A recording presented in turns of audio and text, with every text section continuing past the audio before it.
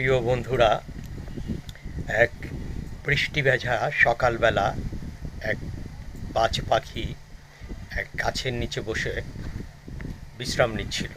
বৃষ্টি ঝড়ো ঝড়ো পড়ছে।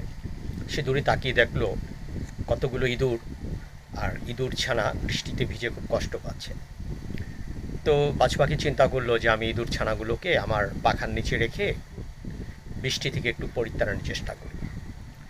যেই কথা সেই কাজ, সেই ইঁদুর ছানাগুলোকে তার পাখার নিচে রেখে বৃষ্টিটাকে অতিক্রম করে দিল। বৃষ্টির শেষ হতেই বাজ পাখি যখন ওড়ার চেষ্টা করলো, সে তাকিয়ে দেখে সে আর উঠতে পারছে না। কারণটা কি? তখন সে চেয়ে দেখে তার পাখা, সমস্ত পাখাগুলো ইঁদুর কেটে নিচে ফেলে দিয়েছে।